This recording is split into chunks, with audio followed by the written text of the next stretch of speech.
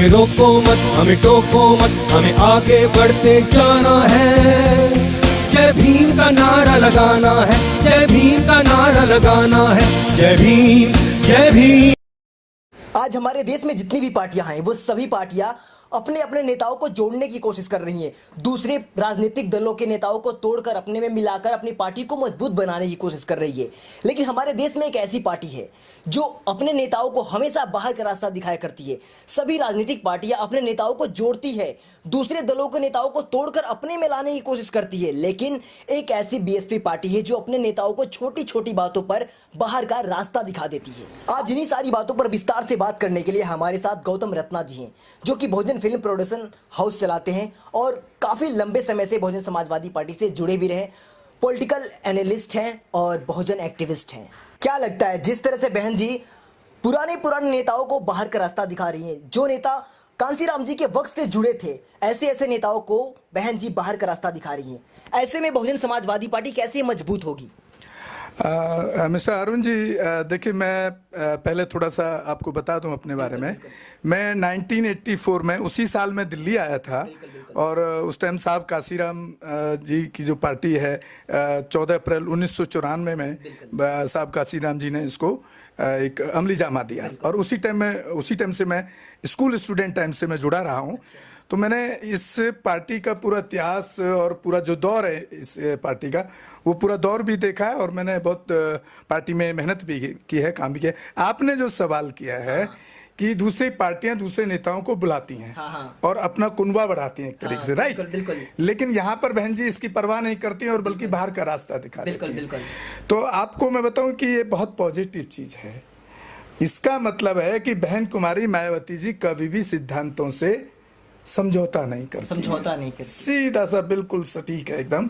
उनको नहीं फर्क पड़ता है, चाहे वो मौर्य चले जाएं, चाहे वो नसीमुद्दीन सिद्दीकी चले जाएं, चाहे वो वर्मा चले जाएं, चाहे वो पटेल चले जाएं, उससे बहन जी का जो वोटर है और जो कार्यकर्ता है, क्योंकि जो बहन जी का जो कार्यकर्ता और बहुजन समाज पार्टी का जो कार्यकर्ता है वो कैडर से निकलता है।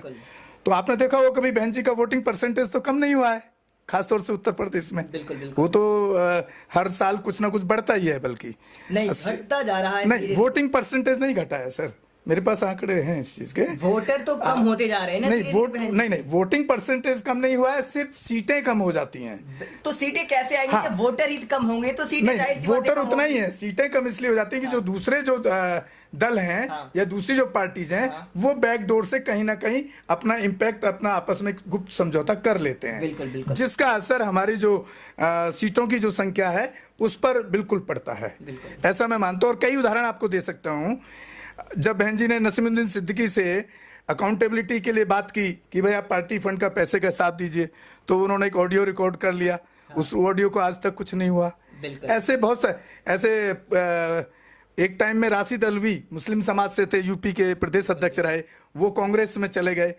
तो ऐसे अब जैसे मौर्य हैं जो खाली उनकी बेटी को बहन जी ने टिकट नहीं दिया, तो क्या एक ही परिवार को बहन जी टिकट दे देती, समझौता कर लेती? तो वो समझौता नहीं करती हैं, वो फिर बाद में भाजपा में चले गए।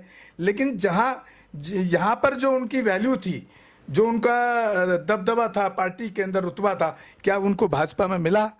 ये एक सोचने की बात है।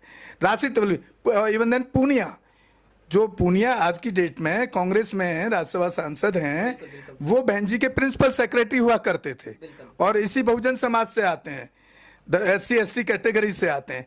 उन्होंने भी बाद में कांग्रेस को ज्वाइन कर लिया।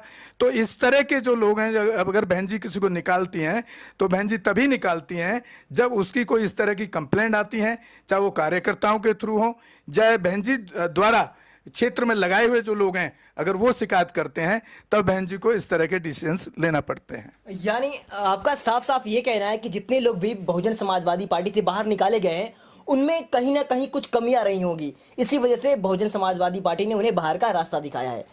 लेकिन वो लोग निकलने के बाद बहन जी पर खुद आरोप लगाते हैं कि बहन जी सिर्फ उन्हीं लोगों को महत्व देती है जो लोग पार्टी के लिए ज्यादा से ज्यादा फंड लाते हैं। तो जब कोई आदमी दूसरे पार्टी में चला जाएगा तो वो तो आरोप लगाएगा ही। ऐसा एग्जाम्पल मैं खुद अपना आपको बता रहा हूँ, अपने मेरे बात भी हुआ उस पीरियड में। एक ML तोमर साहब थे दिल्ली के प्रदेश प्रभारी, जो आजकल चंद्रशेखर की पार्टी में चले गए, आज़ाद समाज पार्टी। एक दिन मैंने उनको कॉल किया, क्योंकि दिल्ली के प्रभारी थे, तो मैं दिल्ली रहता हूँ, दिल्ली में मैं भी वर्किंग हूँ। तो जब वो चले गए, सुनने में आया, तो मैंने कॉल किया उनको, तो बोले कि मेरे को बहन जी ने एक मीटिंग थी 60-65 लोगों की, बहुजन समाज पार्टी के जो पदाधिकारी हैं, वहाँ पर मेरे को उन्होंने कुछ ऐसा बोला कि जिसको मैंने इंसल्टेड, बेइज्जती महसूस किया। अब आप खुद ही सोचिए, जो आदमी 37 साल से पार्टी का काम कर रहा है, यानी उसको अगर पर्सनल फायदा नहीं मिलता है तो फिर वो दूसरा घर तलाशता है, और दूसरा घर तलाशने में दूसरी जगह चला जाता है। तो अगर वो आरोप लगाता है तो मैं समझता हूं कि उन आरोपों में कोई दम ही नहीं होता है। तो इस तरह के आरोप, फिर आप 37 साल तक क्यों, अगर बहन जी फंड इकट्ठा करवाने के लिए तुमसे काम करा रही थी, तो आप 37 साल तक वहां क्यों पड़े थे, क्यों कर रहे थे? 37 साल बाद आपका जमीर जागेगा क्या ऐसे लोगों का? तो ये जो बातें हैं, बिल्कुल मेरी समझ से बिल्कुल निराधार बातें हैं। और आप भी समझ सकते हैं कि बहन जी, और अगर हम बहुजन और दूसरे पार्टियों की बात करें, तो जो साहब काशीराम और जो बाबा साहब भीमराव अंबेडकर की आइडियोलॉजी है, उसमें अभी तक जितने भी बहुजन नेता हुए हैं, चाहे आप किसी को भी गिन लीजिए, मैं जगजीवन राम से लेकर के बुद्धप्रिय मौर्य से जितने भी हुए हैं आज तक, चाहे वो रामविलास पासवान हो, चाहे उदित राज हो, और या वो रामदास अठावले हों, और मंत्री भी रहे, केंद्रीय मंत्री भी रह चुके हैं ये सब लोग। तो ये कहीं ना कहीं जाकर के कोई समाज के लिए तो बड़ा काम नहीं किया, कोई बाबा साहब की आइडियोलॉजी बुद्धिज्म के लिए काम नहीं किया, कहीं कोई हमारे बहुजन समाज पर अत्याचार होता है, कहीं पार्लियामेंट में सवाल उठाने का काम भी नहीं करते हैं, क्योंकि उन पार्टियों के अंदर उनका एक लिमिटेशंस है, उनका एक बाउंड होता है कि उसके खिलाफ भी वो नहीं बोल पाते हैं। तो मैं समझता हूँ कि बहुजन समाज के पास में बहुजन समाज के पास बहन जी और मायावती के अलावा और बैसपा के अलावा कोई दूसरा रास्ता नहीं है। अगर वो कहीं जा रहे हैं तो समझ लीजिए वो भटक रहे हैं। तो हमारे साथ थे गौतम रत्ना जी, जो कि बहुजन फिल्म प्रोडक्शन हाउस चलाते हैं और बहुत सारी फिल्में इन्होंने आज तक बनाई भी हैं अपने सेटअप से। इनका अपना चैनल भी है अंबेडकर नेशन। अगर आपने अभी तक सब्सक्राइब न किया हो तो रेड वाले बटन को दबाकर नीचे डिस्क्रिप्शन में जाएं और रेड वाले बटन को जरूर दबा दें। मैं अरुण गौतम और आप देख रहे थे धाका टीवी। बहुत बहुत धन्यवाद आपका अरुण जी। बुद्धं शरणं गच्छामि। अंबेडकर नेशन चैनल आर्थिक समस्या से गुजर रहा है।